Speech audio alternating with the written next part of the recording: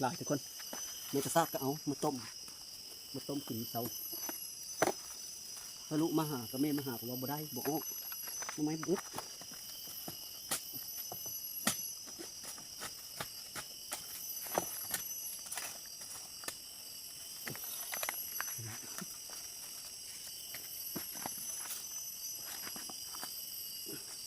สองทางติดต่อมนต์ซ้อเสียงผู้ไทยขอกราบทักทายสบายดีและก็สวัสดีพ่อแม่พี่น้องสู่ผู้สู่คนบอกว่าแต่อยู่เคยอยู่ไก่อยู่ไทยอยู่ลาวทุกคนมื้อนี้กะมาดำหน้าคือเก้าแต่ว่าหึ่นแต่ดำหน้าตอน11 โมง 12 โมงนี่นะและเฮาแม่เพิ่นเฮ็ดกินแกงเห็ดเข็มบ่เฮ้ยแกงเห็ดเข็มท่าค่อยสิไปหาหน่อไม้ก่อนหาหน่อไม้มาต้มมากินมื้อแรงทุกคนกินมื้อแรงกินมื้อเช้าจักสิได้บุญบ่แหละ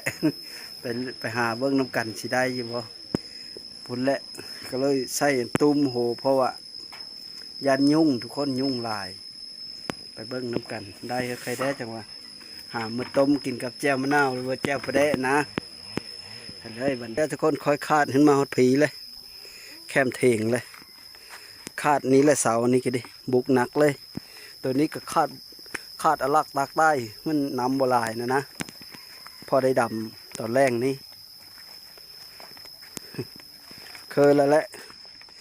เคยแล้วยังโบราณไปเลยแล้วยังอีกประมาณ10 มือพุ่นและห้ามป้านี่ไปพุ่นแล้วทุกคนเฮาป้านี่ไปฮอดป้ากระซะน้องไม่บ่งบ่ทันอ้อนี่ว่าจะเฮ้อแม่เพิ่นไปผัดเพิ่นว่าเพิ่นเมื่อยโลกาเจ็บเอวว่ะก็เลยบ่ไปค่อยก็ไปหาเลาะเบิ่งหน่อไม้พอได้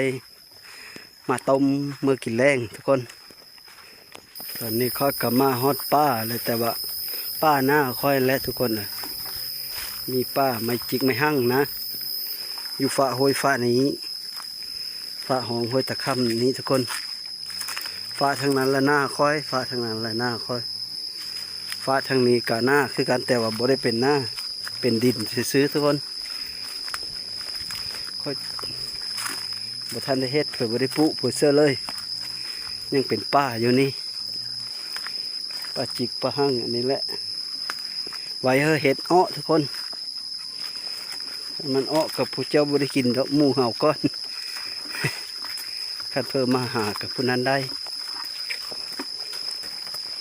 เราหาเบิ้งลูกไม้ก้อนนี่ตอนนี้ก็มาฮอดห้วยตะค่ำนี่ทุกคนนี่ก็คือห้วยตะค่ำไหลคดไหลโค้งลงไปในนี้แหละห้วยนี่แหละไหลลงมาแต่หน้าค่อยทุกคนค่อยกับมาสับอายุก่อนนี่ก็ได้2 โน่ ก็ได้2 โน่พอได้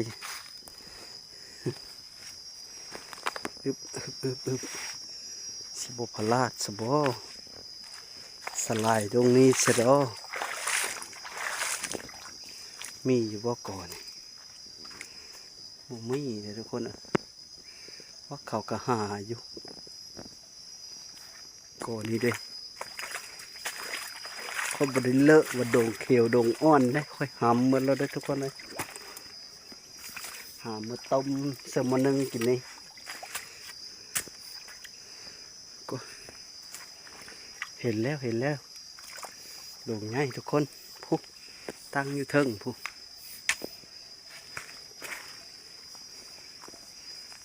นะผู้มันบังจะกุ้นอยู่ผู้แล้วจึงสูงก็ได้นี่ขึ้นไปพีเอาได้นี่ได้ปีนขึ้นไปอีได้นี่จะสูงก็ได้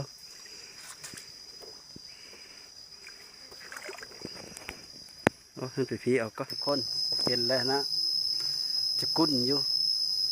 ให้เลือดติ่งแห้งกับไรนะย่านเพิ่นผู้นั้น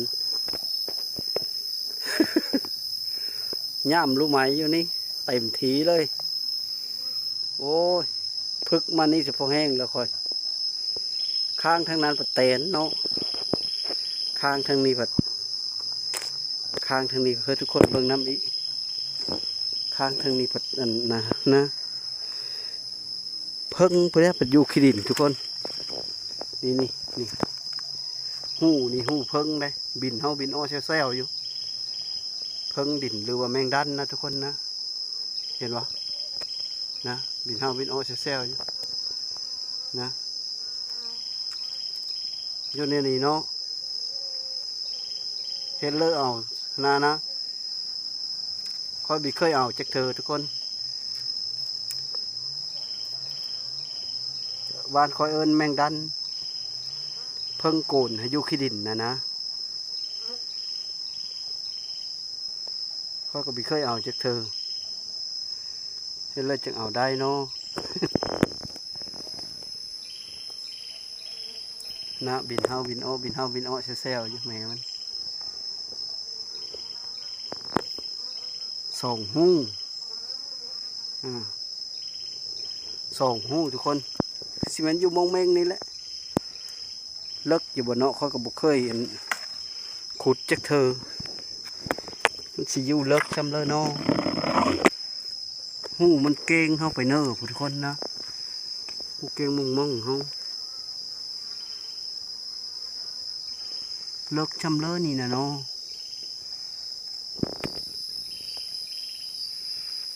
นะเอาลูกไม้ต่อทุกคนเพื่อเบิ้งเลยเป็นลายอยู่ด้วยทุกคนนะซับอันนี้กระโดดง่ายนี่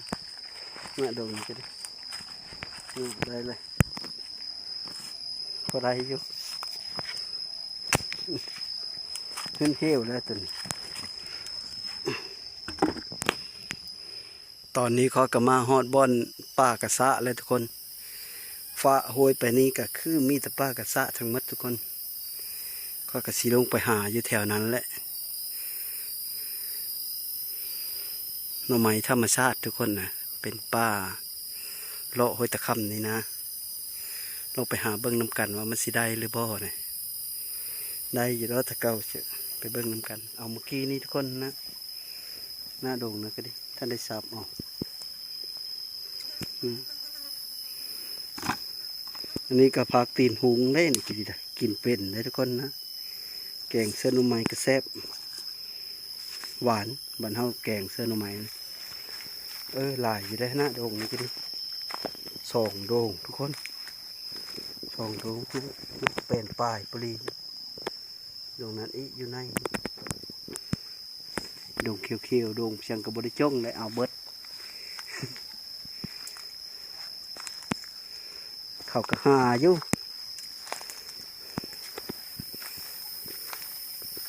จับมันเอาไม้ก่อนทุกคนนะพวกพระนั่นลายเนี่ยพระทั้งปุนทุกคนพระโหยลงไปทั้งปุนสิลาย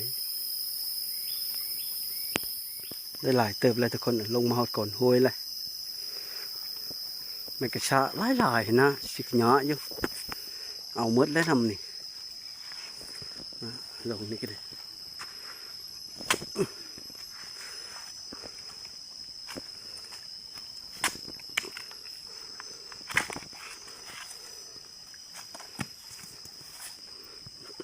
รู้ไหมพยุทธ์ฟังอยู่ท้องทุกคนครับแล้วกลิ้งลงมาเลยตายตายเลยพวกน่าดูนะก็ดิ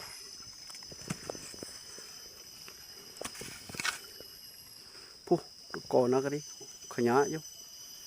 โอ้ยไปหาเอาก็ทุกคนทำไมก้อน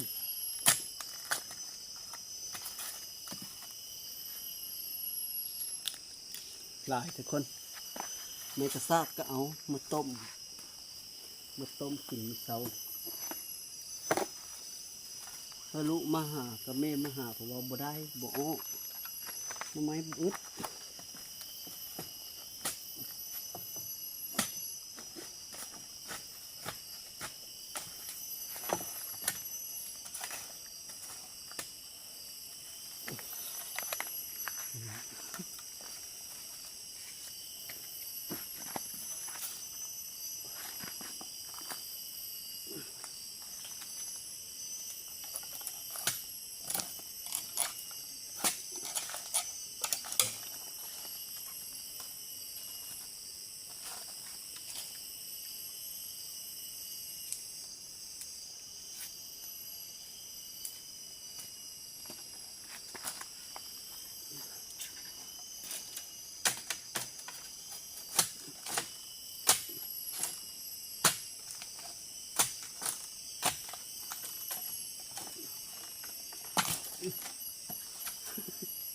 โด่งมันง่ายนะทุกคนโด่งมันง่ายเลย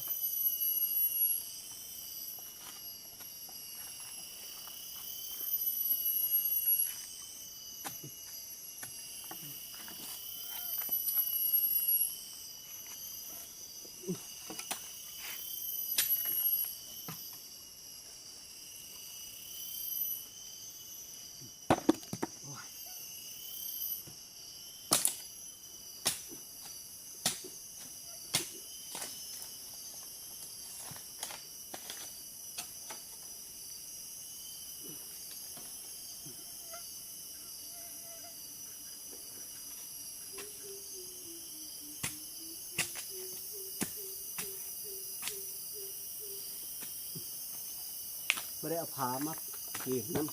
ำใช่เลยเนาะ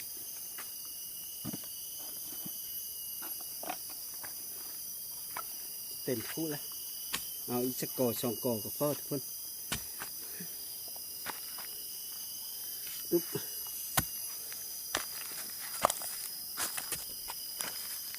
ก่อนนี้กันลงมาง่ายหนึ่งบ่อึดหน่อไม้อ้อหลายแล้วทุกคนนะ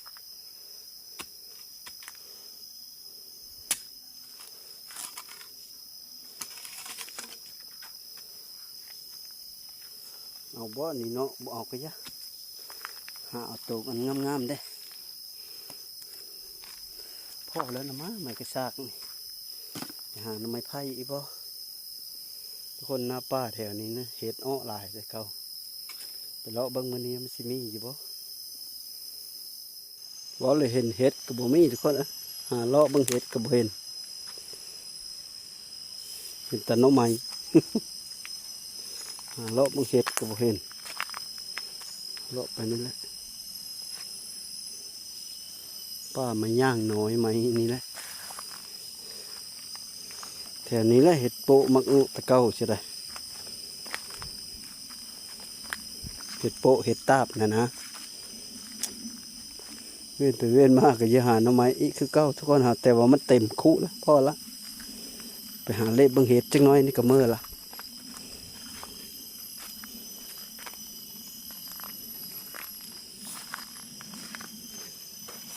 จะนั่งก็ได้ละบางเทอเมื่อผัดแม่เพิ่นจะแกงนะจืดสิจะได้หน่อไม้ไผ่อีกมันเต็มเต็มคุแล้วเต็มทางสีแล้วเมื่อก็ไปเบิ่งเงินก่อนนี้ก็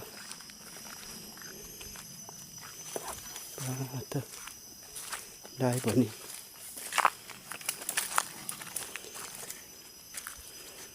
ค่อยมาปีแล้วนี่ค่อยจะมาจอบอันนี้แล้วทุกคนนะโหนนี่นะจะโหนไม้ไปแล้วเห็ดกระตั้นเนาะจนชุดงั้นแล้วค่อยจะมาจอบนี่นะปัดโบเห็นมาปีนี้พัดโบอ้อปีแล้วนี่เห็ดกระตั้นเต็มโหนนี่ก็ยุ่งกันหลายพอทุกคนเอาอีกสักโด่งสองโด่งนี่ไปเสื้อคู่นี่นะเมื่อนะหน้าโด่งนะก็ได้ตีนหุงอีแล้วเอาเมื่อเซอร์แกงคันแกงก็ได้ผักตีนหุงทั้งหมดนี่นะทุกคนนะแกงเส้นนุ่มไหมนะมันแซ่บมันอะนะมันหวานผ้าเฮลูกไหมหวานคันนะถ้าแม่เพิ่นจะแกงวะถ้าเพิ่นมีแกงแล้วก็ย่าเอามาต้มหาไปหามาก็ได้หลายเติบเลยทุกคนบ้านนี้เขาก็สิได้กลับเมื่อแล้วหน่อไม้ก็เต็มคุเต็มทางสีน้อยนี่แหละพอแล้วพอดีเต็มหม้อต้มนะคือว่ายังหลายอยู่ทุกคนบ่อึดพอได้กินหน่อไม้ย่ำดำหน้าเลยเฮาขึ้นแต่ดำหน้าเลยค่อยกระคาดหน้ามันนี้นะกะมาหาในนี้ก็ได้กับบริการประมาณ300 เมตรนี่แหละไปเมื่อทุกคนบ้านนี้พักกันเมื่อเลยพอดีเต็ม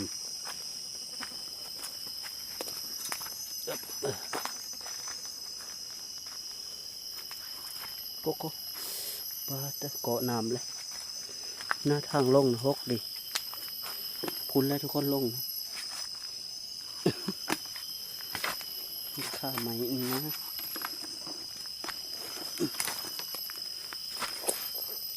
สั้นเลยอุ๊บ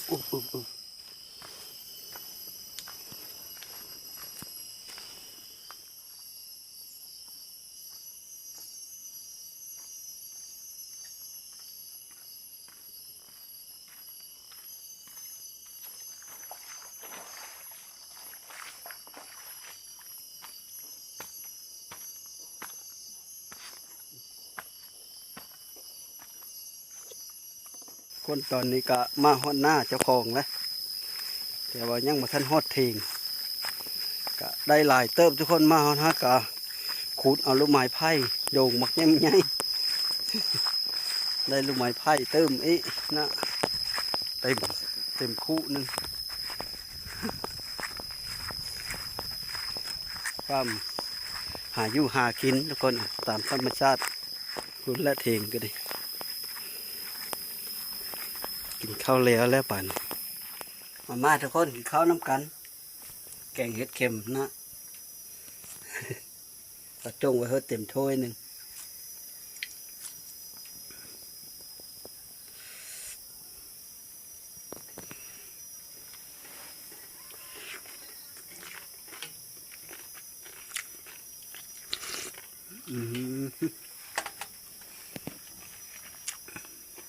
หวานโน่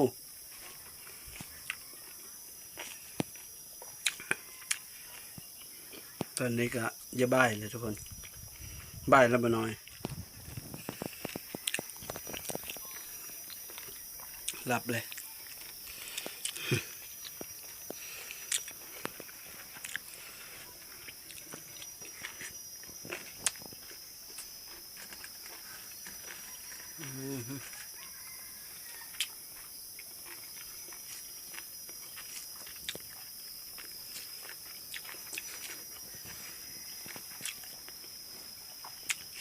เฮ็ดเวะเมื่อเยอะเข้ากินเพื่อกระแซบทุกคน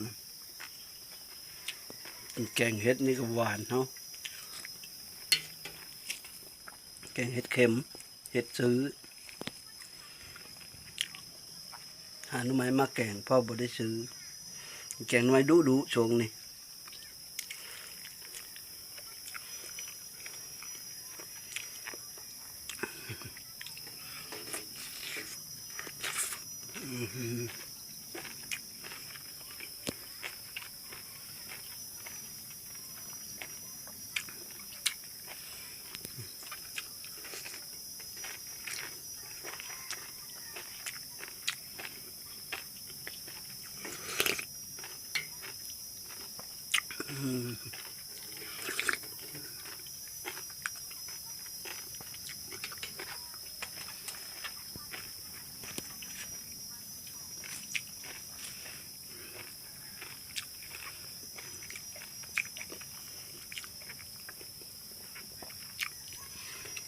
แกงเห็ดเข็มโน่โน่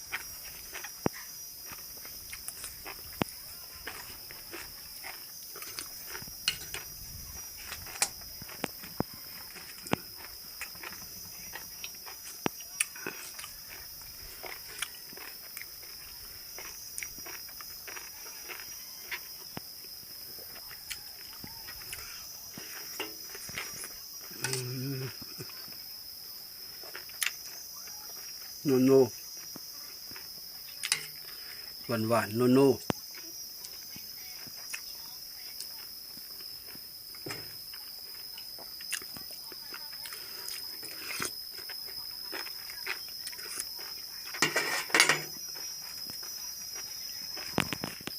้านนี้ก็กินข้าวอิ่มแล้วทุกคนจะไปหาหน่อไม้เมื่อกี้นี่จนจะฮอดเซ่ทุกคนเลย นะแม่เพิ่นก็หลับเลยลูกสาวก็หลับเลยเขาจะอยู่ฮอดเซ่ยังบ่ฮอดเซ่ยังประมาณ20 เมตรนี่แหละแต่หน้าค่อยแต่เทียงค่อยนี่ไปหาเซ่กับประมาณ300 เมตรทุกคนนี่พัดเฮาบ่ได้ไปเชิงๆได้เนาะเฮาเลาะห้วยตะคำลงไปมันก็โคตรมันก็นั้นก็ยังไก่เติบยังประมาณ20 เมตรนี่กว่าๆนี่แหละก็ฮอดเซ่แต่ค่อยบ่ได้ลงไปฮอดเซ่เพราะว่าได้ลูกไม้เต็มคู่แล้วก็เลยกลับขึ้นมาเซ่สุดท้ายก็ขอขอบอกขอบใจน้ำพ่อแม่พี่น้องที่เข้ามาติดตามรับชม